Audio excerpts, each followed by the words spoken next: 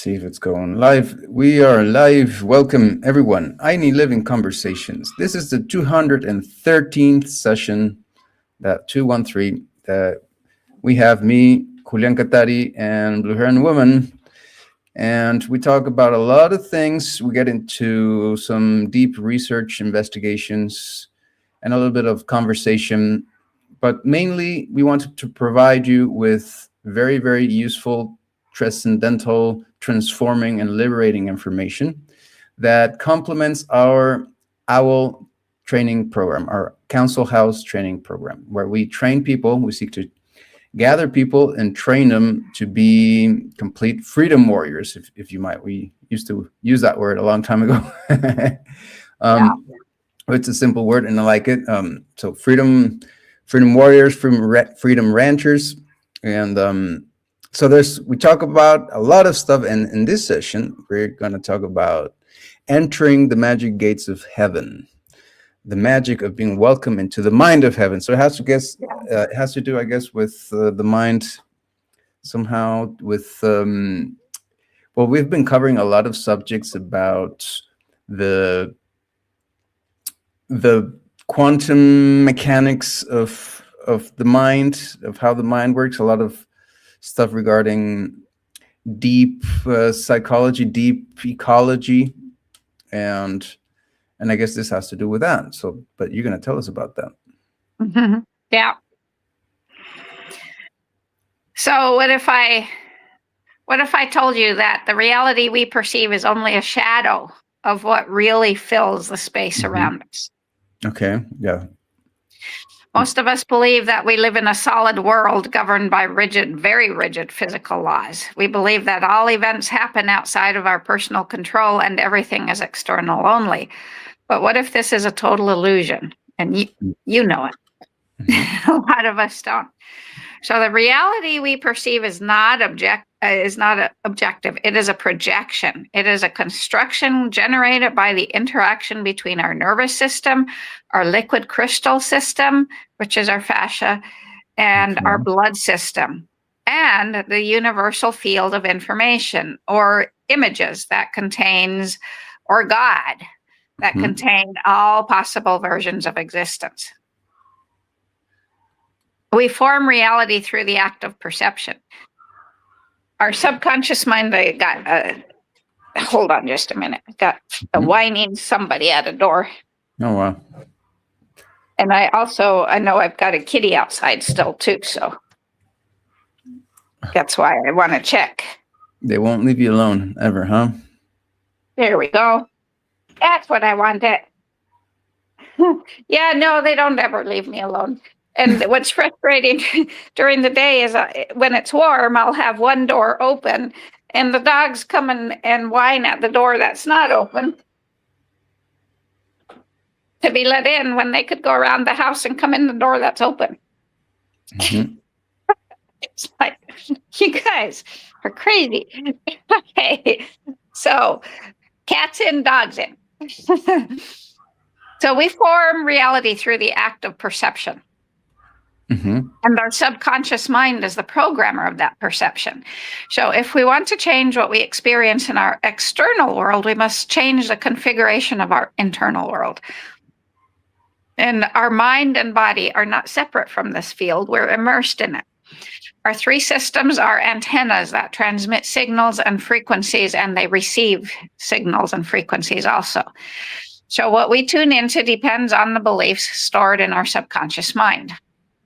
This is how two people can live in the same environment and yet live in totally different worlds, because one might see opportunities and the other sees only obstacles because of their perceptions are tuned to different radio stations or different frequencies. So more than 90% of our life is driven by subconscious processes we're not even aware of. Our subconscious mind is like an operating system in the background of our mind, and it stores everything that we've ever lived, heard, felt, and believed since birth. And all of this forms a set of invisible filters that determine how we perceive reality, how we interpret situations, how we behave, and what we consider possible and impossible. Our subconscious minds don't question, don't analyze or debate. It simply executes the programs that have been installed over the years, with the vast majority of these programs being from our first 7 years of life. Most of us don't even realize we're being controlled by these programs. We believe we're making free choices when in reality we are automatically reacting to old beliefs and patterns. And the subconscious mind assigns relevance to things. We have a system in our brain called the RAS, or reticular activating system, that filters the vast amount of information coming into the brain. And based on the relevance our subconscious mind assigns things, it filters out information. So for instance, if you believe no one values you, your RAS will focus on signs of rejection rather than signs of care.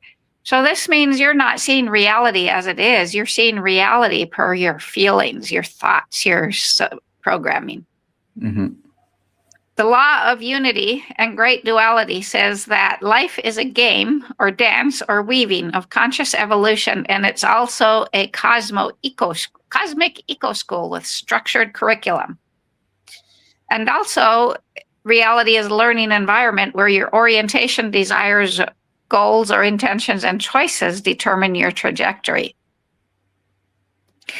It also says that everything you perceive is actually a single field of images or information with a foundation of unity and equality and a nature of unconditional love or goodness.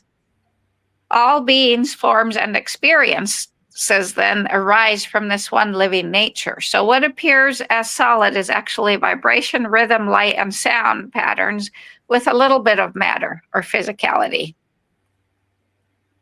So each of us is a player or a dancer or a weaver who moves across this game board by choice. This choice power is absolute.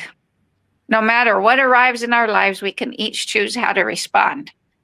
And this is sovereignty, which is the essence of the game or the dance or the weaving, as it then allows the invisible substance to be seen or made manifest, and evolves through intentional choices made inside a world that only seems separate.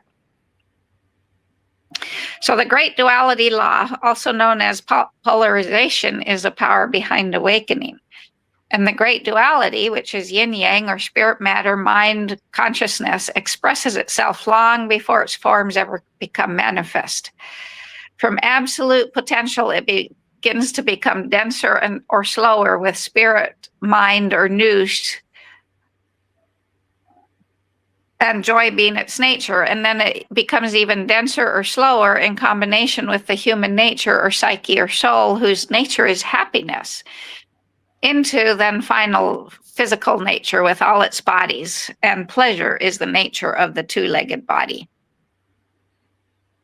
So when a bubble bursts, when we blow bubbles with soap, and it bursts, what's changed? It's the same air is inside the bubble as outside the bubble, but the membrane making up the surface of the bubble is the most tenuous and ephemeral of veneers, ever on the verge of bursting and reuniting the inside and outside air. So there are moments in our lives when we suddenly see that surface for the mirror it is, a mirror reflecting the apparent inner and outer worlds in a vision of the non-duality of reality, the unity. At the moment of death, that membrane of individuality dissolves as the river of subjectivity surges back into oceanic oneness. So it is self-evident that our senses must be made up of the same stuff as the world they perceive. And this results in a good fit between the perceiver and the perceived, since the very substance of our five senses is identical to the substance of the entire universe. So in other words, this means our five senses, our five physical senses, are themselves forms of the one substance that is perceiving all the forms of the one substance. A good fit, however, doesn't give us limitlessness, because we can't see X-rays. Insects can see ultraviolet light, and we can. Dogs detect odors far out of our range of smell. Butterflies taste with their feet. And the praying mantis can hear only one sound wave, the flutter of bat wings. Mm. So each form has a different has different capabilities, right? So these life forms adapt their senses to their survival needs. And so our senses are then filters that restrict sensory information to what is necessary for our species' survival. It is the capacity of the imagination then to create an inner landscape that more accurately resembles reality than the one generated by the five senses. And this establishes the common ground upon which ancient mystics and modern researchers meet. Because imagination is far more than daydreaming. It is the primary element of experience. So our psyche or soul can be understood as images and the deep connection each one of us has with the world soul. There exists a world beyond our five senses that is accessed via creative imagination, and that world is just as real as the one we see. The world beyond our five senses is called the dream time by the Aboriginal peoples of Australia, the Alam al-Mithal by the Sufis, the Pure Land by the Buddhists, the Nawal by the descendants of the Toltec tradition of Mexico, and the Nacht by the Mayans. Mm-hmm. Others call it the in-between world, and Paulo Coelho of The Alchemist calls it the world soul. In the same way that the bodily senses are made up of the same substance as the material world they perceive, then our psyche or soul senses are made up of the same substance as the imaginal world they perceive, and images are what make up this world. Images or symbols convey feelings or sensations, thoughts, and even memories.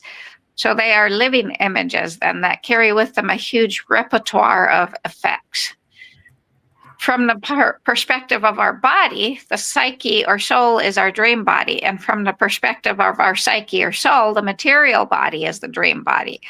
The difference is that our material body must be asleep or hypnotized or in some altered state of being to experience the psyche or soul as the dream body, whereas the body must be awake for the soul to experience it as the dream body.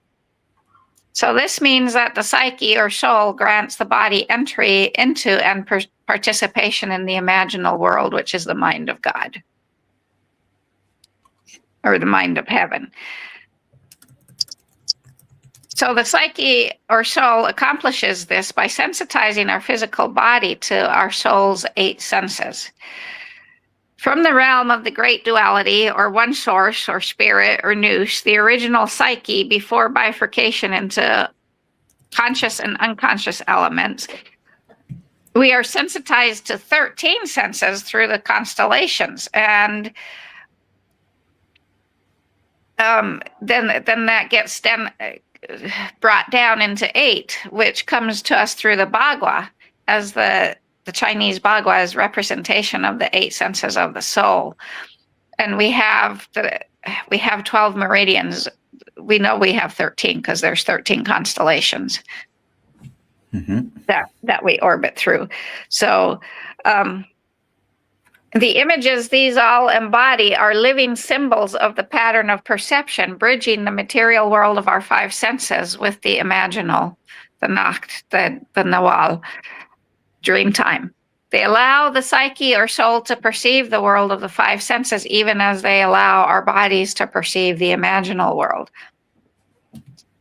Within the world of the 5 senses, these images depict the 8 grand archetypal forces of nature.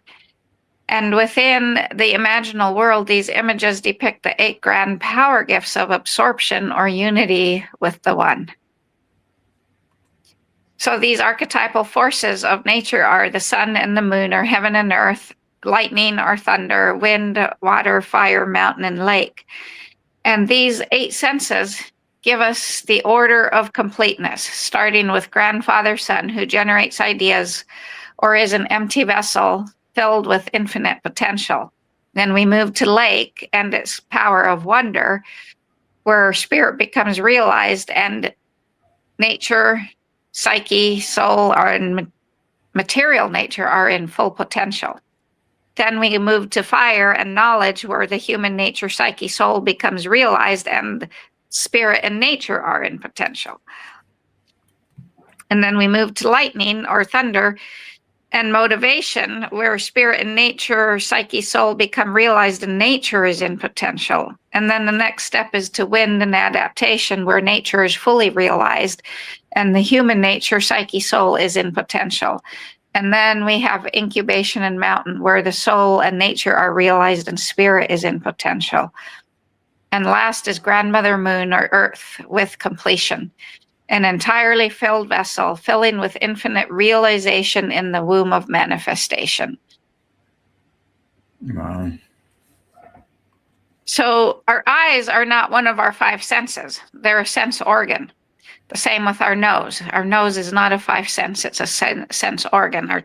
Our skin is a sense organ, right? These are mysterious bridges between the sense organ, our nervous system, our liquid crystal system, our blood system, and the imaginal world, or world soul, who then integrates it all into a coherent world of time and space, which is to say a world of experience or a world of meaning. Science has proven that the universe we inhabit is actually a sea of subatomic particles, some denser in places and less so in others. So our bodies are temporary bundles of subatomic particles. That's the reality of it. Mm-hmm. Even the empty spaces have subatomic particles. So people, plants, animals, minerals, mountain, rivers, everything, mountains, everything, trees, everything is temporary bundles of subatomic particles. But we don't experience life as subatomic particles. We experience it as cohesive and coherent with time and space. This is not because of the five senses. It is because of the power of the world soul, or the imaginal, or the Nak, the Nawal, to directly see the synergistic reality of the one life, the one formative substance or spirit, the whole of which is much greater than the sum of its parts. So our human nature, psyche, soul's attention is drawn to holistic entities, especially to the web of relationships between its parts rather than the parts itself. Mm. So the psyche, soul, then does not experience the world of five senses. It experiences the world as an accumulation of meaning. So let's talk about the symbol of mountain. A group of hikers approaches a mountain, and one person might see it as something to overcome. Another one might see it as something to go around, and yet another one might see it as a sacred place joining heaven and earth. And yet the symbolic center content of the mountain is a living meaning, because it is the visible half of an invisible living image. It's not static or dogmatic. It's constantly changing as human perception becomes more sensitive to the one formative substance being manifested. And the ancient Taoists called this the difference between appearance and reality. And the ancient Taoists also said that people differ only in their sensitivity to the one source. And since that sensitivity is changeable, it inevitably brings all into full sensitivity to the one. So ultimately, we don't differ. And from this perspective, neither appearance or reality are ignored. They are fused into a single firsthand experience of image, sense, and meaning that unite the apparent contradictions of the past, present, and future with the constancy of the timeless sphere. So it is our human nature, psyche, soul that stands at the crossroads of image, sense, and meaning. And by cultivating our soul's sensitivity to the unifying reality behind the diversity of appearances, we participate more meaningfully in the world of our five senses. And we break through the perceptual barrier that holds us back from entering the world of the imaginal, or magic of being welcomed into divine mind. Mm. So if we look at a pond on a clear day, it seems like the white clouds float on its surface. So it becomes necessary to adjust our focus to see through the surface reflection to make out the bottom of the pond. And this is what the difference between our five senses and the soul senses are. So beyond the surface of appearances, there's an underlying reality that gives form to our world of five senses. And by consciously adjusting our focus to perceive through our soul's senses, we are able to see through the surface appearances of this relative world and plumb the depths of the absolute world. And we think what we see is absolute and it's only relative. We have it backwards. Mm-hmm. We adjust our focus by shifting our attention from the foreground to the background of awareness. And so we're consciously tuning our attention to the formative substance, the one life, the God process that orchestrates the manifestation of the objects of our five senses. And this is a matter of concentration and openness. So let's say you're in a room doing something and you got music playing in the background, and then suddenly you hear something in the music that brings your focus to it. So now it's in the foreground of your attention. You hear it more clearly, but the volume didn't change, nor did your proximity to the speaker, yet you're hearing it more loudly and clearly. That's the difference. That's how the five senses versus soul sense, right?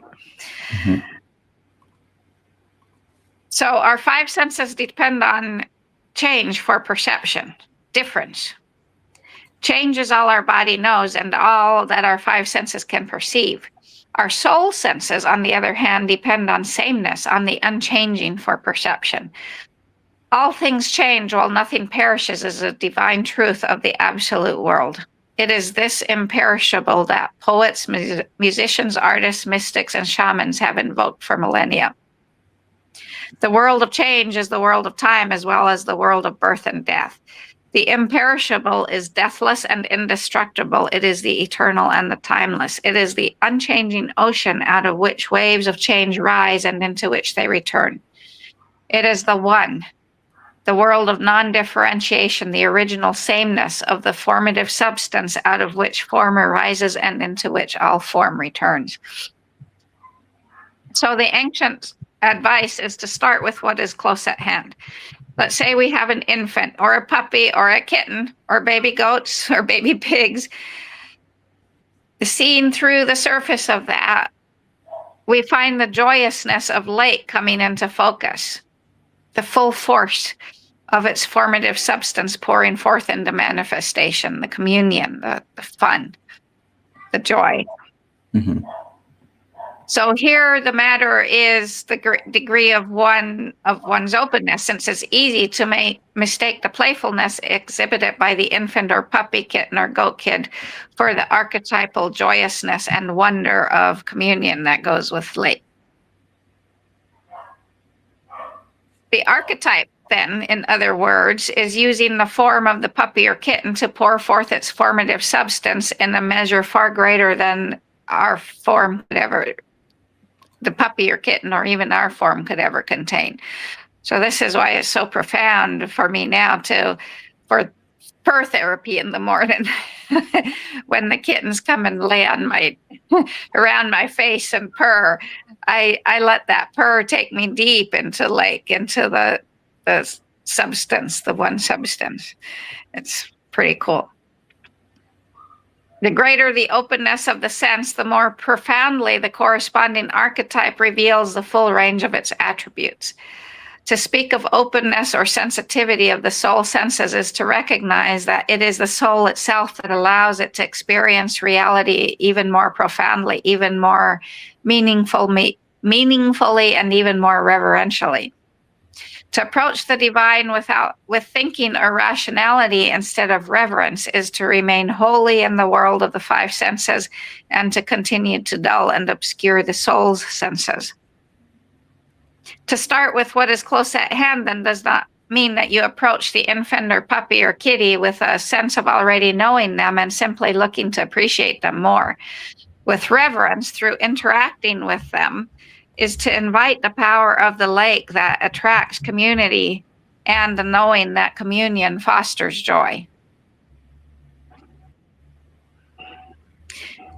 It's also useful to spend time in the presence of the natural elements and concentrate on the attributes while in the physical presence to sense the underlying reality shining through the appearances. The soul or psyche of the natural element radiates a charismatic impact of far greater magnitude than the manifestation's impact on our five senses. Our soul perceives the soul of the manifestation, and in a spontaneous act of communication is granted entry to the full range of the archetype's ancestral memory. That's what I feel like it's when the kitties come purr me into sleep. Oh, okay. Yeah. So to enter an archetype's memory is to step across a threshold of fixed and certain individuality into a landscape of living images imbued with the indelible experiences of universal human nature, soul, psyche. Whether we call it the imaginal, the dream time, the Nawal, the Nacht, or the world soul, the objective reality of this space is unquestionable once we experience it. Encountering living images within the dream space, practitioners come to recognize that we ourselves are living images, living aspects of the timeless stream of the universal psyche, human nature, soul. So it's very mechanistic and naive to think of ourselves as the only real being in a world surrounded by dead matter. And it's also mechanistic and naive to think of ourselves as the only real being in the dream space surrounded by dead images. The Earth Mother herself is the living body of the world soul. The dream space is the living body of the one mind, the one formative substance, and everything that we encounter in the world beyond our five senses or the imaginal is alive and is the embodiment of an individual idea of the one mind. So whenever we stand in the dream space or the imaginal, or the Nacht or the Nawal, we stand in the center of our inner compass, surrounded by 8 archetypal regions of the one formative substance or one mind, or God. To move from the center to the 8 regions, it's necessary to change one's internal state, an act made possible by taking on the attribute of the region in question. So the center of our inner compass is its own region, and it's the identity of the benevolent awareness of the timeless soul. Mm-hmm. So to move to the sun or south region, or heaven, as some put it, you change your internal state to one of generating, and our identity is to join all those souls who make things. So the first phase then is recognizing our inner state during everyday activities in the world of our five senses. And most of us spend a large portion of our time in a trance-like state of anxiety or frustration or helplessness. And so our outer world reflects that. Acquiring the skills to consciously change our internal state within the outer world of the five senses reinforces our soul's capacity to change its internal state in the dream space. And so then our outer world or life situation can change. Our identity literally depends on what we identify with. So let's say we identify with having a big fancy house and it burns down, or we lose it in some other way, and now we're lost. So instead of being lost, then we can come to our internal state, which is that of identifying as a being of benevolent consciousness or awareness of the one true timeless soul. So then we could shift to the region of the moon with its sense of completion and say, I join all those who perfect things as our new identity, instead of our identity being the owner of a big, huge house. Mm. Joining other souls in the shared activity or identity of their region allows us to align our intent with theirs and the momentum that has been building across the ages. This is the second and third phase of shifting our internal state. Doing this allows us to use the momentum of the ancestral archetype to carry our intentional image into the formative substance or one mind and reinforce its emergence into manifestation, the world of our five senses. So imagine on a moonless, if that's possible, starless night, a single lightning bolt falls, illuminating the entire world for an instant. And in that one instant, we see it all, and it's emblazoned on our memory forever. And Taoist Master said, No one can ever know everything, and anyone can understand everything. So what we glimpse in that instant of illumination is not all the things in the world. It is the relationship between all things that bursts out of the darkness. Contrary to appearances, the world is not made up of things. It's made up of relationships between things. Even our physical sun is not a thing. It is a relationship between things. Pressure and temperature give rise to nuclear fusion as protons are merged together into atoms of helium under the force of gravity. So the things in the world of the five senses are illusions, the results of hidden relationships between imperceptible elements. When we look at a waterfall, what we see from a distance is the continuous pouring of a cascade, not the individual drops of water of which it is made. And so the dream space of the imaginal, the Nawal, is not ordered by divisions of exclusivity, rather by relationships of proximity. Whether one works to build in the imaginal to produce effects in the world of manifestation or not, it's always best to focus one's desires and intentions on benefiting all at the same time. So orienting ourselves to the underlying reality beneath the surface of appearances does not imply withdrawal from the world of five senses. It actually signals a higher degree of participation in life. When we understand the essence behind the existence, and we have greater resources at our disposal and greater capacity to marshal those resources toward the common good. And this is the definition of wisdom. If philosophy, which is the love of wisdom, is to have relevance to people's lives, then philosophers must empathize with the state of the poorest among us and choose to remedy the ills of humankind through a sincere dedication to the well-being of all. The full potential of humanity cannot be realized so long as generations of groups of people are trapped in marginalization, living out entire lifetimes without the basics of adequate food, water, shelter, and other comforts, basic comforts. The full potential of humanity cannot be realized until people everywhere are collaborating to build a civilization that embodies the one race of humankind at peace with itself and nature. The world of our five senses is real and temporary. The world of the soul's eight senses is real and eternal. This is the reality where we spend eternity. The prima materia, the formative substance of the dream space, crystallizes and generates the physical world of manifestation. The laws of physics that govern the world of our five senses is very different than the laws of the psyche, soul, human nature that govern the world of the soul. So while the spatiality of the imaginal is objectively real, there is no time there in the way that there is in the world of manifestation. Time is the psyche or soul, which is an oceanic oneness coincident with the omniscient, omnipresent spirit. So we are time. We are time itself. So to say that there is no past or future and that now there is only the now is still really deficient. The ancients say don't even fall into the present, because if we conceptualize the present, one has conceived the past and the future.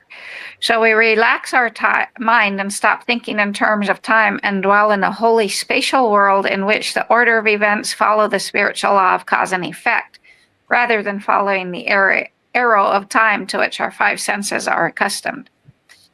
Now, this is why it's so important that Baruch Spinoza discovered that the statement in the Bible and the story of Moses from the burning bush was not "I am that I am." It's that I am the becoming that causes the becoming. Okay. The world of the spiritual world of cause and effect gives us this sphere rather than right the now, which makes sense. Really makes a lot more sense to me. So awareness or consciousness, the vehicle of perception and the fount of action, is a microcosmic unity within duality. On the individual level, awareness is the binding agent forever suspended between revelation of the mystery of formation and self-revelation of the mystery of one's own nature, as expressed in this ancient formula that says, inside the mind is another mind, outside the body is another body. Mm-hmm. The mind within the mind is our awakened mind, and the body outside the body is the immortal spirit body, which is cultivated through a praxis or access that sensitizes its practitioners to the hidden reality behind them appearances and empowers us to participate in a beneficial way within that hidden reality.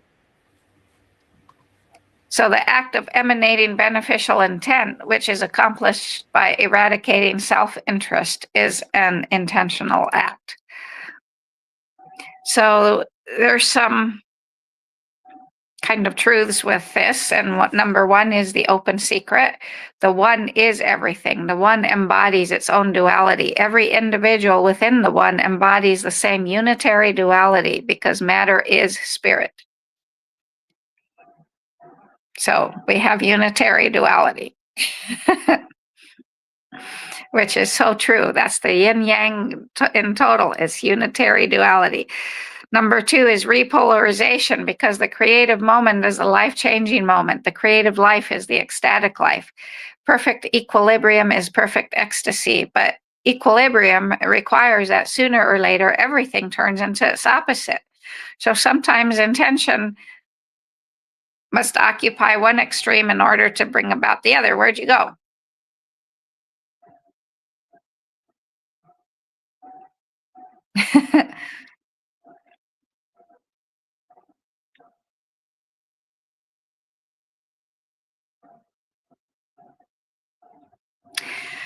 So, change never favors individuals. It's always a redistribution of energy within the whole, and change is the cause, not the effect. Number three is embodied change. It's not often an enlightened being emerges from the uninitiated masses, and even less often that the enlightened being remains among the masses, like a wave collapsing back into the sea, without changing a single thing about yourself. Be that person. And number four is embodied space. Awaken early and find lifelong allies. And that's what we got for tonight. So, I don't think I can end the live stream. Let's see.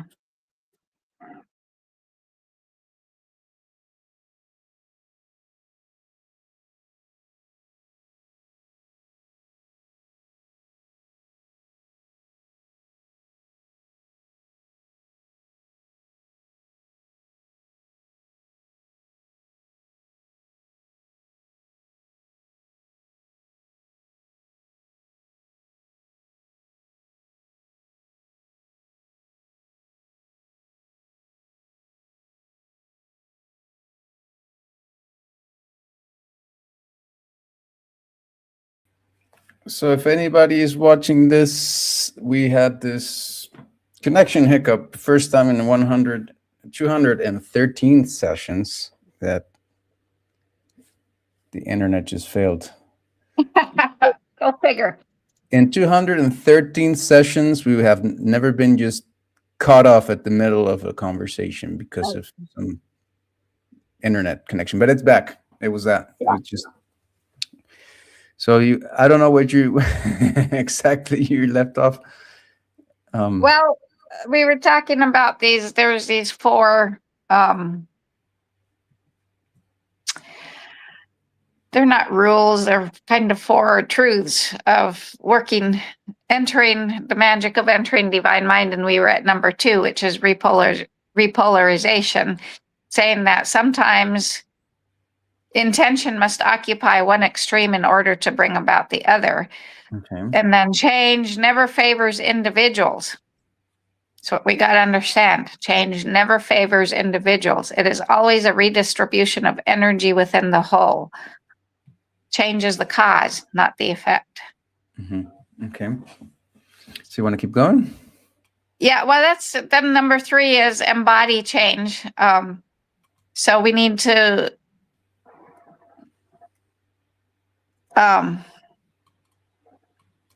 just embody change, basically, without changing a single thing about ourselves. Be the focus on our internal world, and then embody space, which is awaken early and find lifelong allies and all around us. Okay.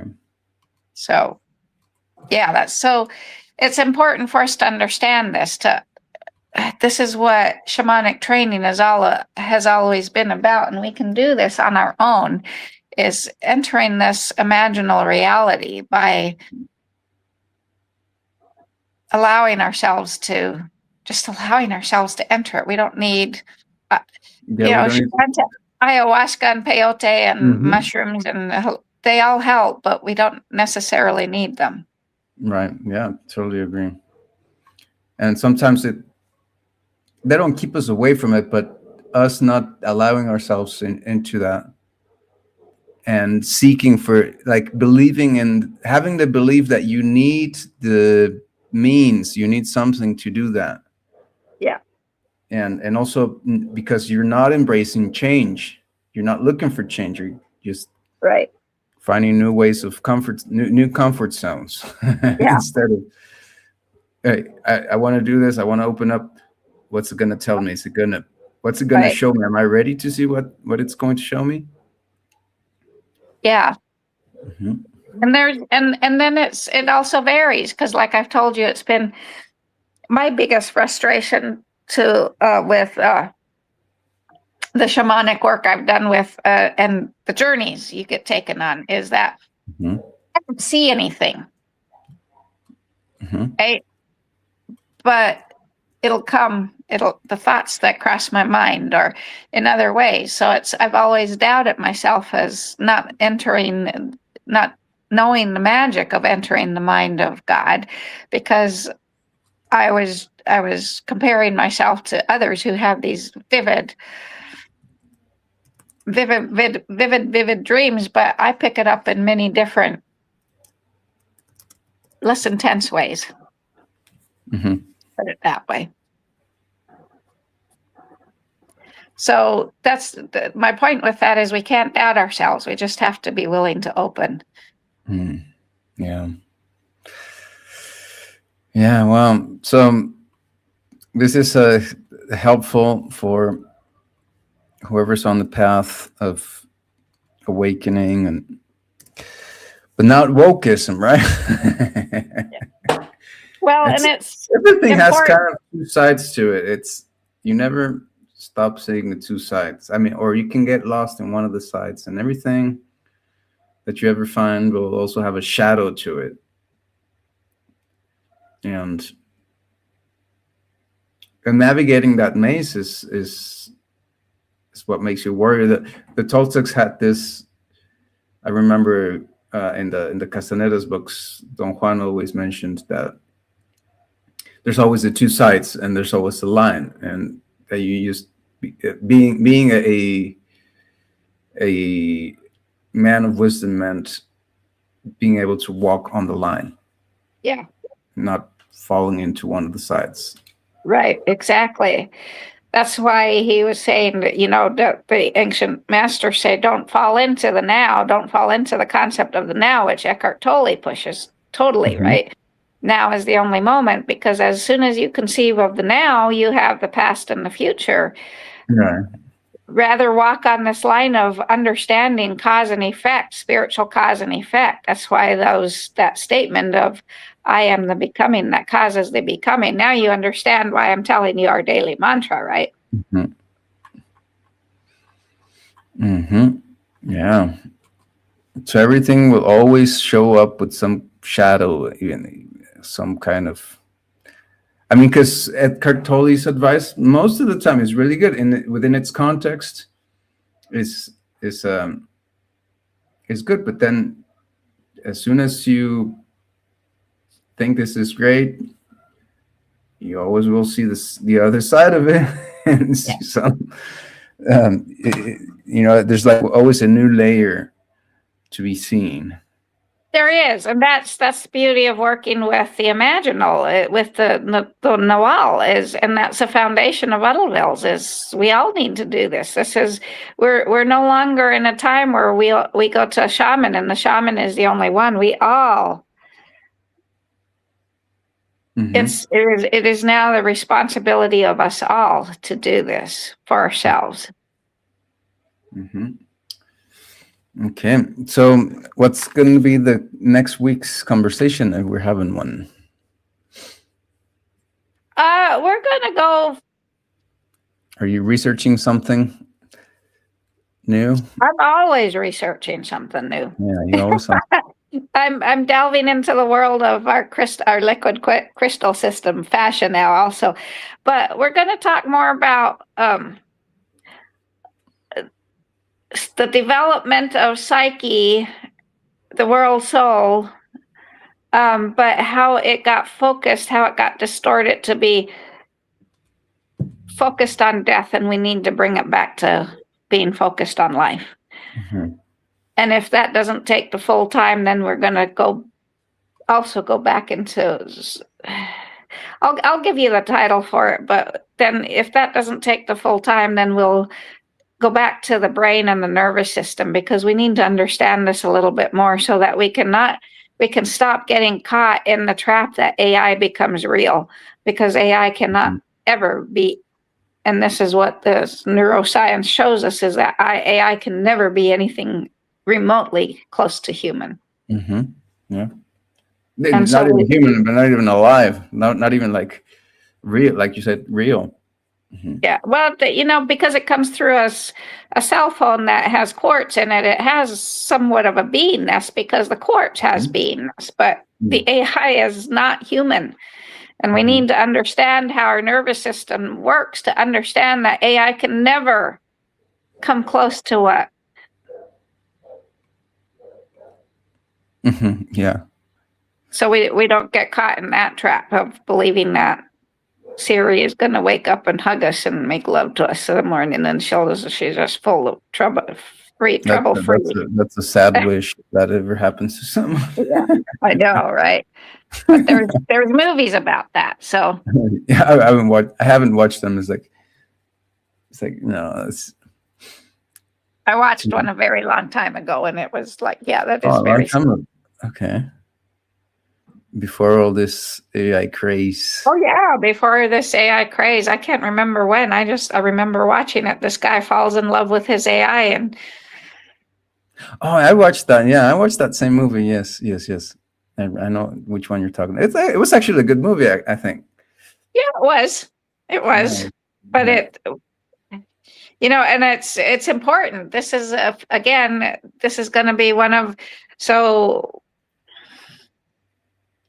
I learned from JumpSpeak the word muchismo. Is that right? Muchismo or machismo? Not machismo, muchismo for lots. That sounds like a coined word, like a. It might be. Well, it comes from AI, meaning very much. Muchísimo. Muchísimo. That's what it is. Yeah, muchísimo is a lot. A lot, right? So this is why to focus on our samurai muchísimo bien vivir samurai training. We have to understand how our nervous system works so we don't fall into the befuddlement of AI and allow it to be just what it is.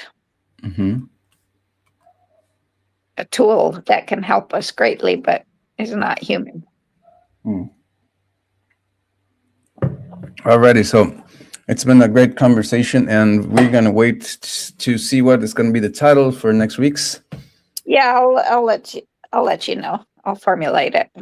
Otherwise, we want to wish everyone here waterfalls of blessings. Please help us out. Please join aloha-living.com. Check out the website and let us know. Be part of this joining together into the new humanity, that there is no other path. We can be stuck in this crazy world, or we can choose to be part of the new one. That's the only two real choices. Yeah. that Yeah, there is. exactly. And one's the easy one, and this one, of course, is not the easy. But then you would think that, but it is also kind of, it's actually harder to stay stuck.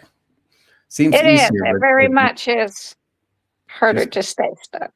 Yeah. So on the next conversation, and all this information you're getting is part of this opening up to all the everything that is kept unseen under the rug, that doesn't get to us. This is all the information that we come up here, all the investigations. So come join us next week for the next revelation of information that you probably haven't heard of.